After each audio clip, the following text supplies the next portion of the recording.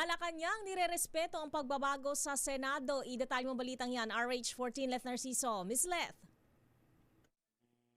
Welcome development para sa Malacanang ang pagbabago sa Senado.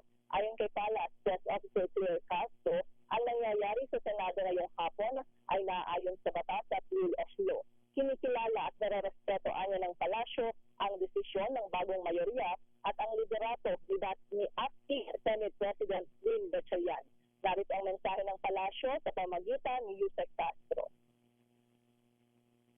Kausap din po ulit natin si Secretary Vince at sinabi po nila na ang kanilang mga na-sumiti or rather na nag-gather na facts ay isinabinti na po sa Ombudsman. So sa ngayon po ang Ombudsman po ang patuloy na nag-iimbestiga dito. At of course kung may makikita pa rin po silang iba pa na mga proyektong hindi gumagana, ito naman po ay kanilang iimbestigahan pa rin. Iba yata yung napasok ng voice clip sa Castro. Sabi ko na nga ba, take two, RH-TV. Ayan. Okay, so, ang Senator Lakay ay nagpahayag, di ba kaninang umaga, nagpahayag ng pagkadismaya si Pangulong Bongbong Marcos sa mga ganap sa mataas na kapulungan. Makaraang hindi nga makapagsesyon sa nakalipas na 2 araw.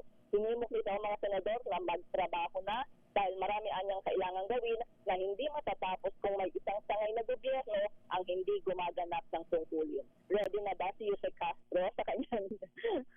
Ayan, take two, RH-TV.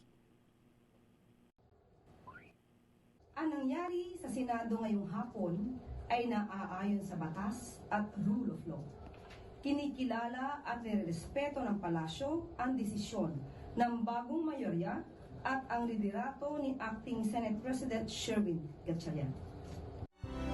Ay ang pahayag ni Palas Press Officer Claire Castro. Ito si Leth Narciso. Teka mo na, Leth. Tatanungin pa kita eh. Alam naman natin na ang malaking pagbabagong nangyari ay gawa ng paglipat ni Senator Chis Escudero sa grupo ni na Senator Tito Sen.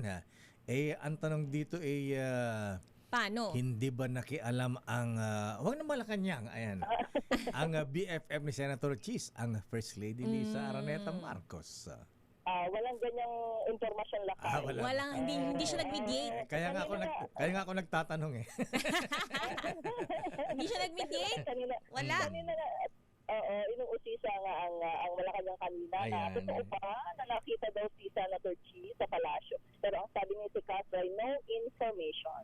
Gano'n ba? May marites na gano'n? Nakita si... Ganong Lakay saan kanino galing yung marites na yan? Ayan. Galing sa labas Lakay.